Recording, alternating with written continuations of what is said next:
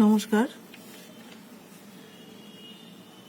রথের দিনের স্মৃতিকথা নানা রকম আছে। ছোট থেকে আমার বীরভূম জেলার দুবরাজপুরে কেটেছে। সেখানকার রথের অপূর্ব সবুজ সুন্দর দৃশ্য এখনো মনের মধ্যে উজ্জ্বল। আমি ওইসব স্মৃতিকথা নিয়ে নয়, এবার একটা অন্য জিনিস নিয়ে ছড়া লিখেছি। লিখতাম না, মাথাতেই ছিল না। আমার আপনজনরা বললেন যে গত বছর লিখেছো, তার আগের বছর লিখেছো, এই বছর কোথায় গেল।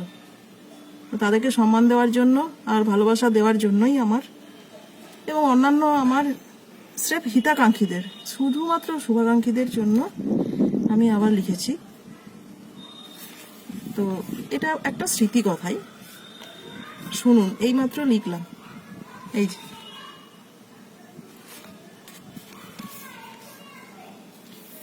সেই সেবারে গজার মাসি টানবে বলে রথের রশি, খেলো কেবল নিরিমিষি গড়ালে দুপুর।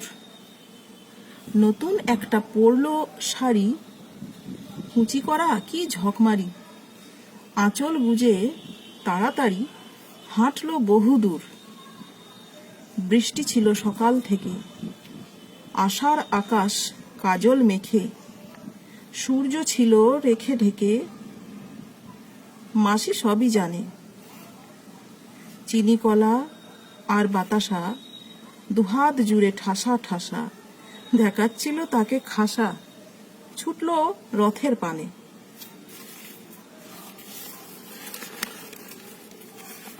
খুবই বেশি ঝোঁকের ঘোরে বেরোয় তাড়াতাড়ি করে। রথ তো তখন নিজের ঘরে, মাসির নেই কো হুঁশ।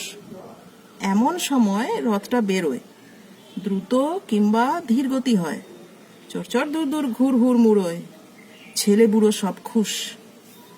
ওই দেখা যায় রথের চূড়া, হাজার লোকের তাড়াহুড়া, সারাটা পথ ভরা ভরা। রশি খোঁজে মাসি, কত যে লোক ফেরিওয়ালা, চিৎকারে কান ঝালাপালা। ছুঁড়ছে লোকে চিনি কলা, দেখাই যায় না রশি। হঠাৎ দড়ি দেখা গেল, দেখেই মাসি ছুটে এলো। অমনি হলো আবার কেলো, পড়লো দড়ি ঢাকা।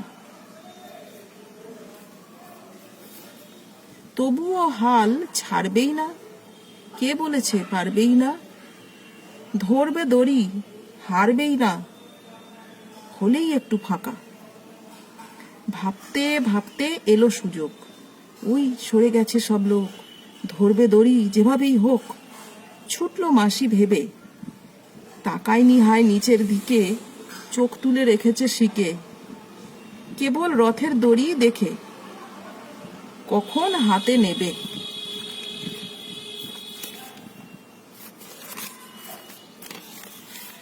নর্দমা এক ছিল পাশেই, ঘন ঘন জল আকাশে, পথ তো পিছল চারিপাশে।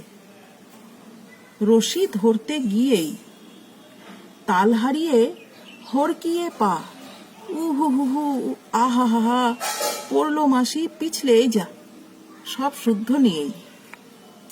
তাই তো বলি সবই ভালো, হুজুগ করলে হবে কেলো। শান্তিতে জয় জগন্নাথ বলো, ঘরের মধ্যে বসে। এই করোনায় মাত দিয়েছে, সাধ কেড়েছে, প্রাণ কেড়েছে। সাবধান মন্ত্র শুনেছে দেশে ও বিদেশে।